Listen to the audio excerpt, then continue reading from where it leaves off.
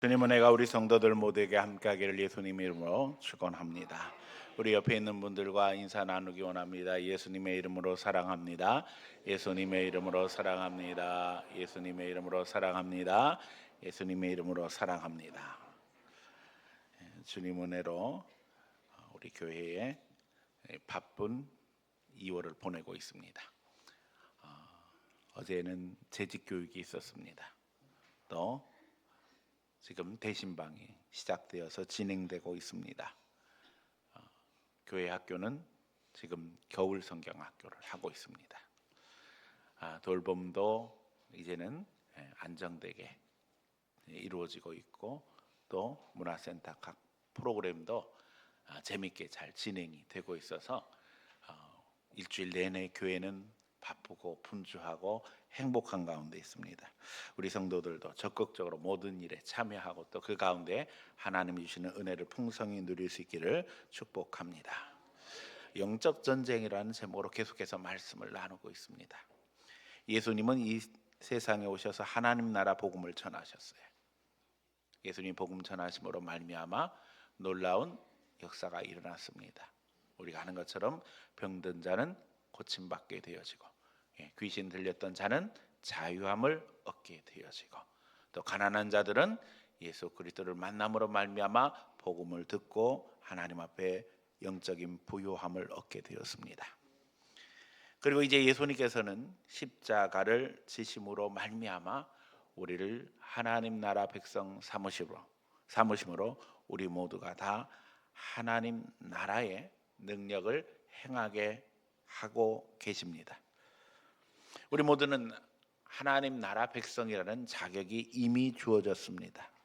하지만 예수님이 승리하셨음에도 불구하고 마귀는 지금도 최후의 발악을 하며 우리를 지옥으로 끌고 가려고 합니다.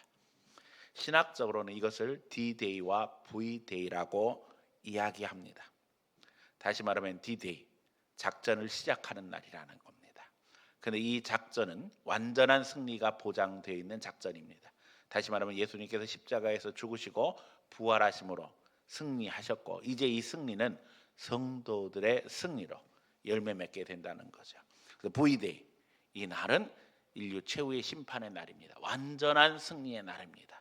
그래서 예수님의 십자가와 부활로 영적 승리는 시작되었고, 이제 우리가 영적 전쟁의 당사자가 됨으로 말미암아 완전한 승리의 날 V-Day를 향해서 지금 나아가고 있는 상황이라는 겁니다. 최후의 심판까지, 그럼에도 불구하고 마귀는 우리를 넘어뜨리려고 합니다. 어떻게 해서든 지옥에 끌고 가려고 합니다. 여기에 영적 전쟁이 있습니다. 이겨야 합니다. 마귀에게 넘어가고 거기에 속으면 안 됩니다. 그러기에 우리는 계속 영적 전쟁을 이야기하는 겁니다. 우리의 신앙생활 하루하루가 영적 전쟁이라는 겁니다. 하지만 성경을 통해서, 그리고 우리의 삶을 통해서 보는 것처럼 마귀는 수많은 오해와 착각을 우리에게 넣음으로 말미암아 우리를 실족하게 하고 있습니다. 마귀는 착각하게 함으로 말미암아 우리를 패배하게 하려고 하고 있습니다. 그래서 우리가 제대로 알고 바르게 승리해야 합니다. 영적 전쟁에 대해서 바로 알 때에 마귀를 이기게 되어지고, 그 가운데 하나님이 원하시는 승리 속에 들어갈 수 있다는 것입니다. 오늘 영적 전쟁 세 번째 시간입니다. 하나님 앞에 진정 우리의 착각, 세상의 착각을 분명하게 구별하는 가운데 하나님이 원하시는 바른 인도하심 속에 신앙을 세워나가며 승리하는 성도들이 되기를 예수님 이름으로 간절히 축원합니다. 첫 번째는 세상의 착각입니다. 예수님 당시 바리새인과 사두개인이 예수님을 못마땅하게 생각하고 결국 십자가에 못 박은 것은 예수님이 그들을 위협하고 있다고 생각했습니다. 예수님에 대한 관심이 자기들을 향한 관심을 뺏어간다고 착각하고 있었습니다. 다시 말하면 그들은 예수님과 자기 자신들이 경쟁자라고 생각하고 있었어요. 심지어는 예수님이 왕이 되길 원한다고 생각했고, 로마 제국에서는 예수님을 주로 부르는 것을 반역이라고 생각했습니다.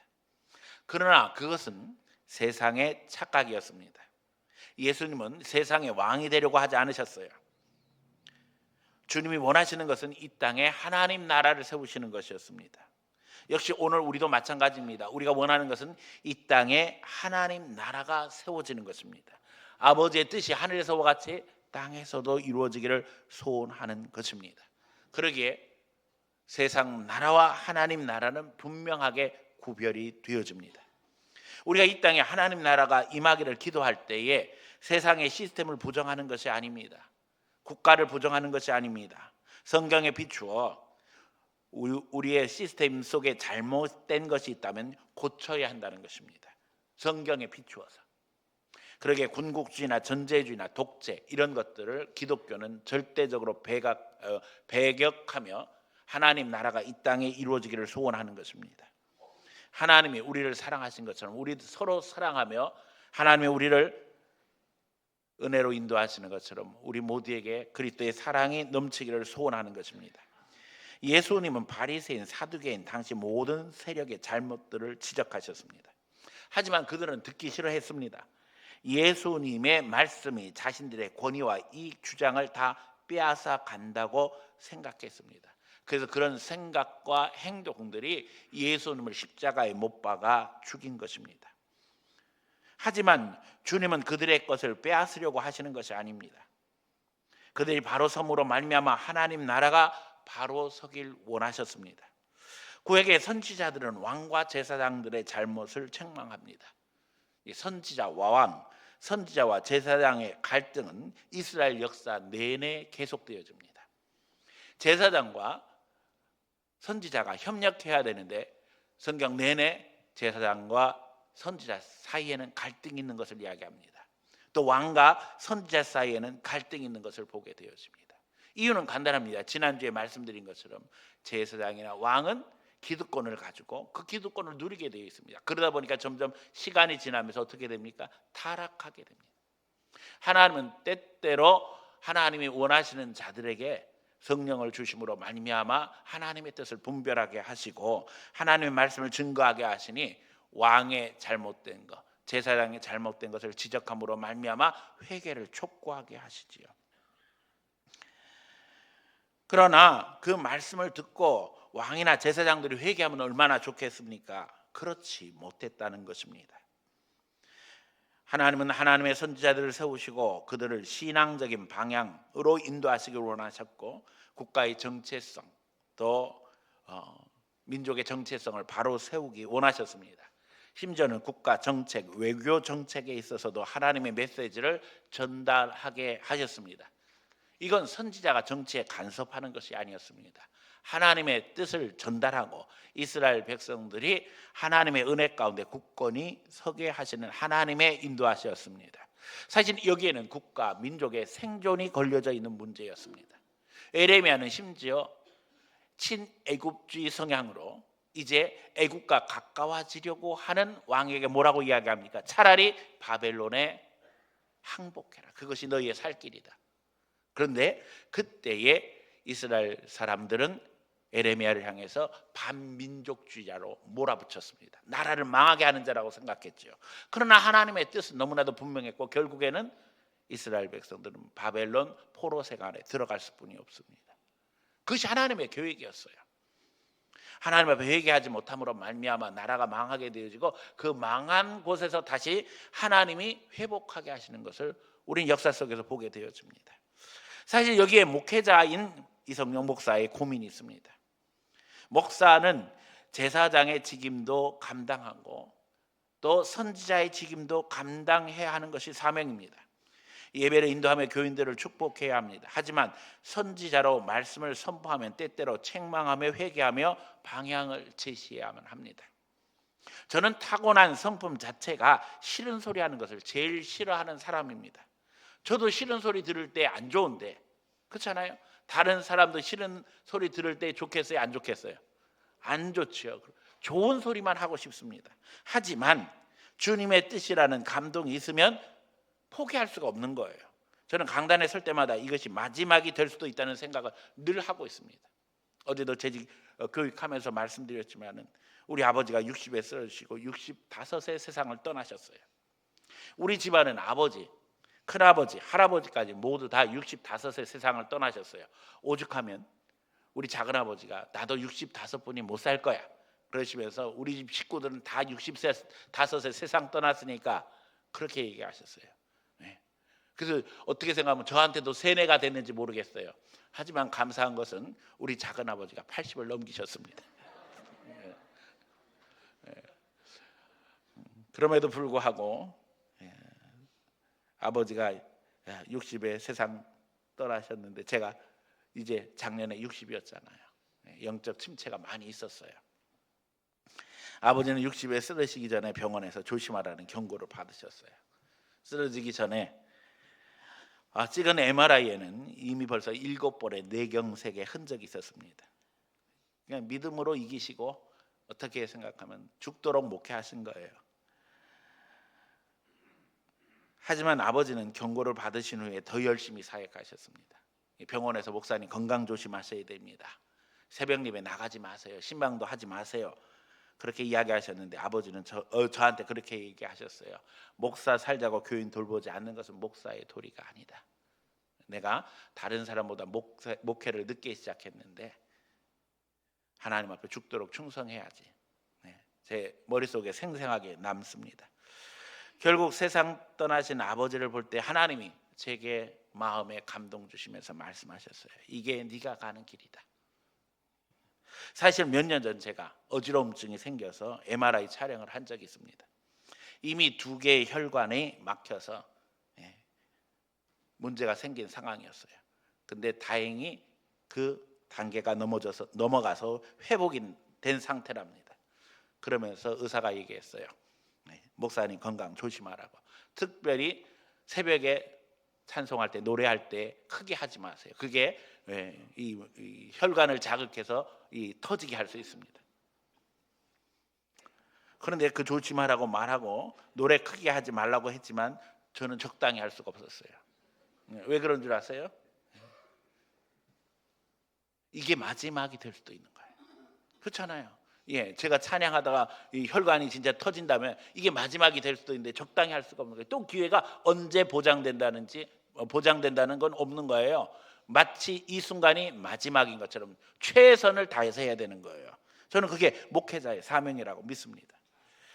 지금까지도 목숨을 걸고 양심을 걸고 설교를 하는 것이 주의 종의 도리라고 믿고 있습니다. 이게 마지막이 될 수 있다는 각오로 늘 항상 강단에 서고 있어요. 목사가 제사장처럼 축복만 할 수 있으면 너무나도 좋겠습니다. 제가 어제 이야기한 것처럼 저는 무조건 다 사랑스러워요. 예배 시간에 애들이 뛰어다녀도 너무나 이쁩니다. 계속 뛰어다녀도 전혀 상관없습니다. 무조건 이뻐 보여요. 제가 이야기했잖아요. 돌봄을 하면서 제가요 운동장 한가운데서 사는 것 같아요. 요즘에 사택 2층에 있잖아요. 애들이 아침에 10시 전에도 와요. 와서 저녁에 한 4, 5시까지도 있는 애들이 있어요. 막 뛰어다니고 그냥 소리 지르고 난리치고 바로 옆방에서 그럽니다. 생생하게 들리는데도 날마다 감사합니다. 요즘처럼 애 없는 시대에 우리 교회 아이들이 그냥 바글바글 하다는 게 얼마나 축복이에요. 20명, 21명인데도 불구하고 진짜 절제가 안 됩니다. 애들은 밥만 먹고 나면 힘이 넘칩니다. 그럼에도 불구하고 너무나도 감사해요. 하나님 앞에 진짜 축복하고 사랑하고 또 그 가운데 하나님의 은혜를 누리기를 원합니다.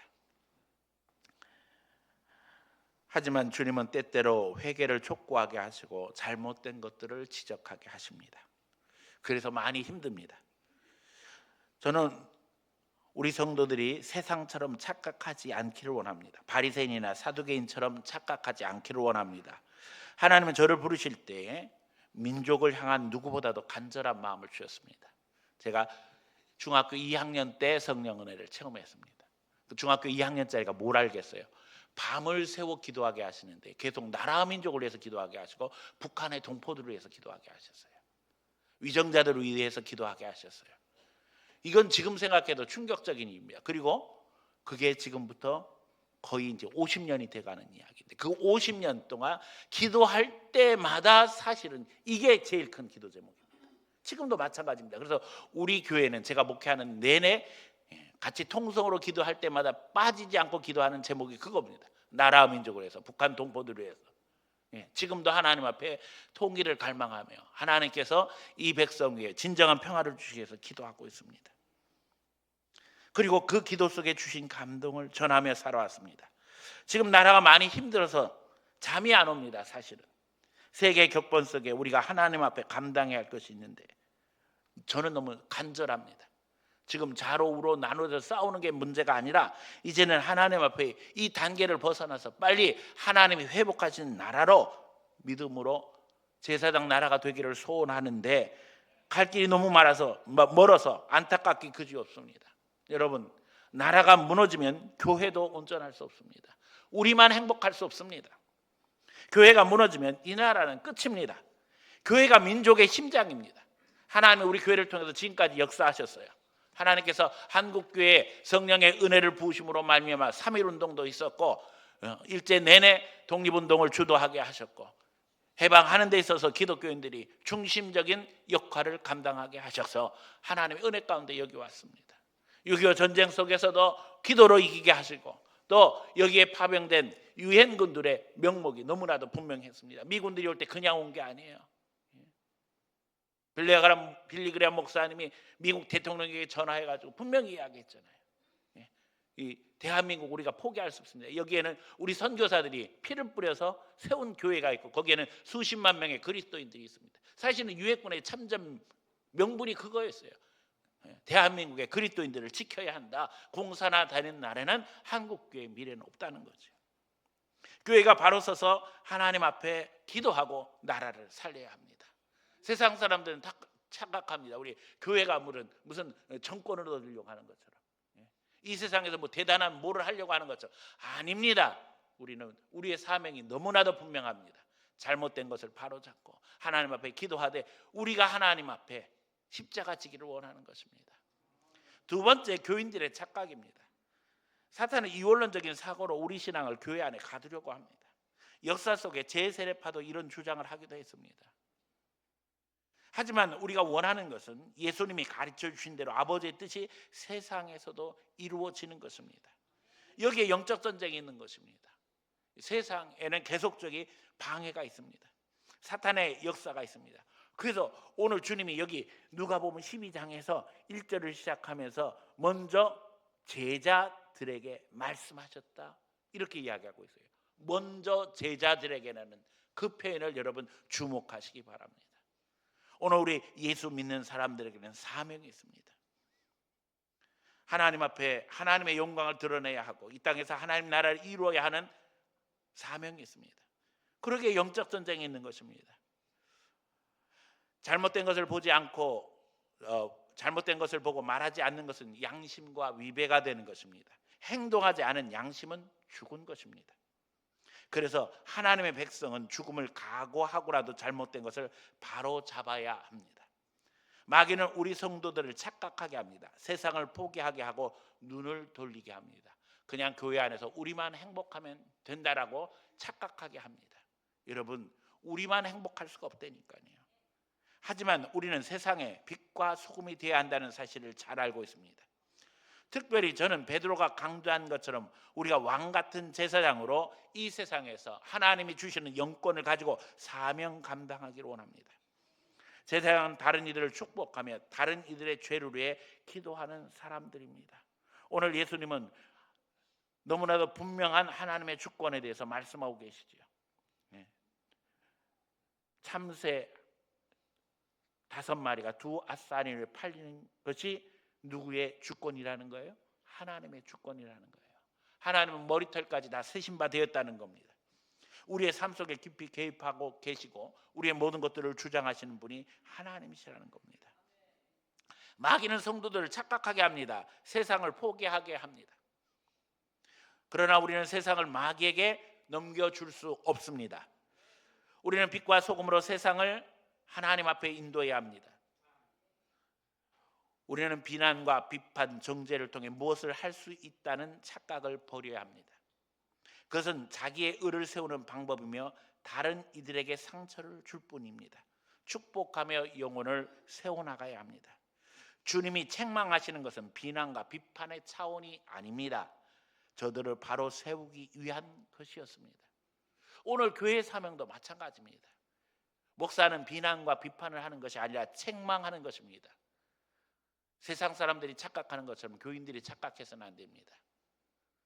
하나님의 권위를 가지고 이 세상을 바로 세워야 하고 우리 교인들을 바로 세워야 하는 것이 목사의 사명이기 때문에 누구를 비난하고 비판하기 위해서 말씀을 전하는 것이 아닙니다. 이 자리는 너무나도 중요한 자리입니다.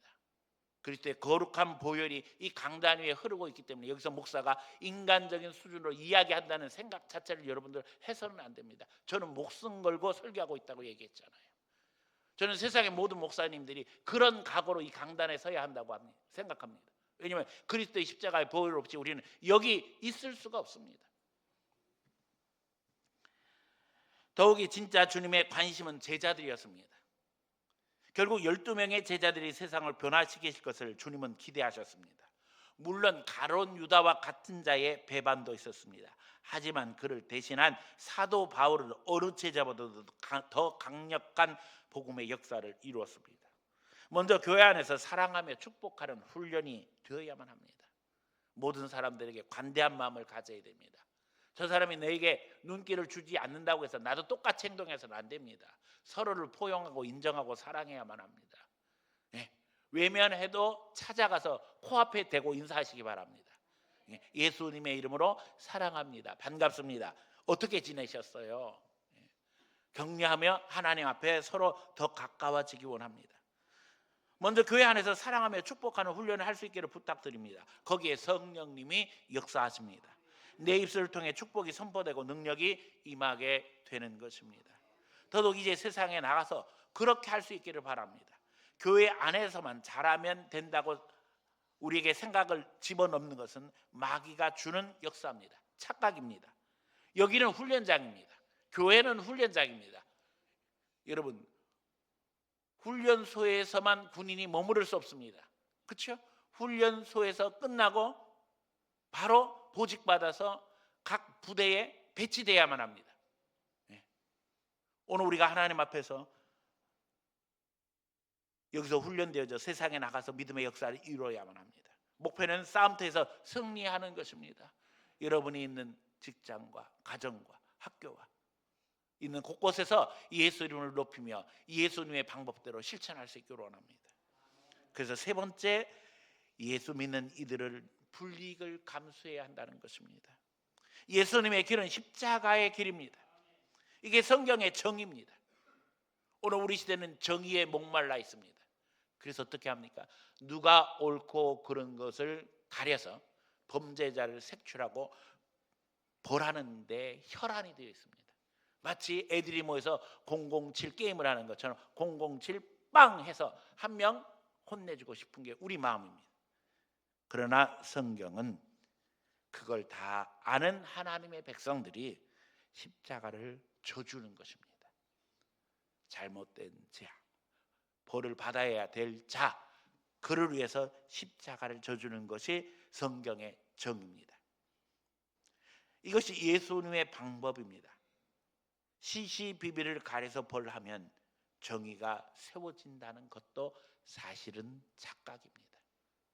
결국 마지막 심판대에서 하나님이 심판하시기 전까지 세상에서 온전한 정의는 불가합니다. 우리가 너무나도 잘 알잖아요. 우리는 죽음을 두려워하지 않는 신앙인들입니다. 더욱이 영원한 생명을 주장하는 하나님의 자녀입니다. 하나님 앞에서 오늘 우리가 진정 때때로 세상에서 불이익을 당한다면 하늘의 상급이 될 것입니다. 우리가 잘못한 것으로 대가를 지불하면 부끄러운 일입니다. 그건 범죄자입니다. 그러나 하나님을 위해 억울한 일을 당하면 축복입니다. 예수님을 묵상하며 이제 착각에 휘둘리지 마시기 바랍니다. 내 안에 역사하시는 성령을 바라보며 바로 실천할 수 있는 성도들 되시기를 축원합니다. 우리가 하나님, 사람들 앞에서 예수님을 인정하면 하나님이 도와주실 것입니다. 그 인정은 이제 예수님의 방법으로 사는 것입니다. 성령이 주시는 감동을 따라 헌신하며 살아가는 것입니다. 양보하는 것입니다. 오늘 예수님이 말씀하시잖아요. 사람들 앞에서 나를 시인해라. 그러면 나도 너희를 시인할 것이다. 여러분, 시인이 말로만 나 예수 믿는다고 이야기하는 게 아닙니다. 예수님의 방법대로 살아가는 겁니다. 그러면 하나님이 도와주실 것입니다. 성령이 주시는 감동 따라 헌신하며 살아갈 때에 거기에 십자가의 능력이 나타나는 겁니다. 지금 우리 사회는 갈등 속에 나누어져 있습니다. 모두 범인잡기 게임에 빠져 있습니다. 하지만 이 사회의 틀이 그리스도의 사랑, 그리스도의 방법으로 바뀌지 않는다면 절망적이고, 또 정확하게 이야기하면 그 법인을 잡아 가두어도 제2 범인, 제3의 범인은 또 등장할 겁니다. 이게 우리 현실이잖아요. 대통령 잡아서 넣고 했는데 결국에는 또 탄핵 사태가 되어지고, 그렇다고 해서 그 문제가 해결되는 게 아니라는 거예요. 저는 우리 대한민국이 갈등을 넘어 화해로 나가기를 원합니다. 교회 안에서부터 서로 격려하고 위로하는 훈련이 있기를 원합니다. 하나님 앞에 이제는 제사장 나라가 되어서 남북이 하나 되고 세계를 품는 거룩한 역사 속에 하나님의 영광 드러내는 것이 하나님의 뜻이라고 저는 믿습니다. 서로를 인정하며 품어주시기 바랍니다. 이 땅에 와 있는 나그네들을 돌보며 그들을 사랑으로 대하는 것이 훈련입니다. 우리가 그동안 세계 선교하기 위해서 너무나도 애를 많이 썼는데 충격적인 것은 전 세계에서 지금 대한민국을 향해서 수많은 외국인들이 몰려 들어와서 한국에서 생활하고 심지어 여기서 돈을 벌고 있습니다. 여기에 사실은 차별이 있죠. 우리가 좀 살게 되었다고 사람들을 차별하고 우습게 생각합니다. 예수님은 과부와 나그네를 돌보라고 말씀하셨어요.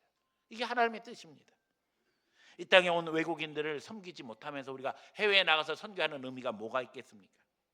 내 주위에 있는 성도들과 격려하고 위로하지 못하는데, 심지어는 가족 안에서 이해하지 못하고 인정하지 못하는데 어디서 하나님 나라를 이룰 수 있겠습니까? 서로 인정하며 품어주며 사랑할 수 있는 성도들 되시기를 축원합니다. 하나님 앞에 큰 그릇 되시기를 바랍니다. 작은 그릇은 큰 그릇 안에 들어갈 수뿐이 없는 거예요. 결국에는 네 그릇이 크냐 내 그릇이 크냐 싸울 일이 아니라 내가 큰 그릇 되어지면 결국에는 큰 그릇 안에 작은 그릇 들어가게 되어 있는 거예요. 여러분들이 예수님의 사랑의 마음으로 마음을 넓게 쓰고 이제는 사랑함으로 말미암아 품을 수 있는 성도들 되시기를 바랍니다. 우리가 십자가를 져야 합니다. 사실은 용서하고 인정하고 격려하고 품어주는 것이 쉬운 일이 아닙니다. 그런데 그게 십자가입니다. 그러면 하나님의 상급이 있습니다. 서로 격려하며 승리하는 성도들 되시기를 축원합니다. 우리는 왕같은 제사장입니다. 품고 기도해야 됩니다. 축복하며 사랑해야만 됩니다. 우리 교회가 모델이 되어야 합니다. 제가 어제도 재직 교육하면서 말씀드렸지만 우리 교회가 여기까지 오는 동안에 하나님의 놀라운 은혜가 있었습니다. 우리 교회가 하나님 앞에 놀라운 은혜를 누리면서 지역의 중심 교회로 성장해 가는 과정 속에 있습니다. 저는 늘 항상 두렵고 떨리는 것이 하나님이 왜 우리 교회에 이렇게 놀라운 축복을 허락해 주셨을까? 거기에는 하나님의 계획이 있다고 믿습니다. 이 어려운 때에 하나님 앞에 아름다운 모델을 만들어서 다른 교회도 격려할 수 있고 심지어는 불신자들에게도 위로가 될 수 있는 교회가 되기를 원합니다. 영적 전쟁입니다. 예수님의 방법으로 나를 이겨야 합니다. 내 생각, 내 주장 앞세우는 것이 아니라 격려하고 인정하고 사랑하고 그 가운데 품어줘야 합니다. 교회 안에서 돌발된 행동, 돌발된 말을 하는 사람들의 대부분은 상처 속에 사로잡혀 있습니다. 정확하게 이야기하면 마귀 지배 속에 있는 겁니다. 그걸 벗어나야 돼요. 정죄하거나 비난하지 말고 불쌍히 여기고 사랑할 때 거기 예수 능력이 나타납니다. 우리 교회가 진정 예수님의 사랑으로 서로를 품고 시대를 품고 민족을 품고 세계를 품을 수 있는 거룩한 주님 은혜로 충만하기를 예수님 이름으로 간절히 축원합니다.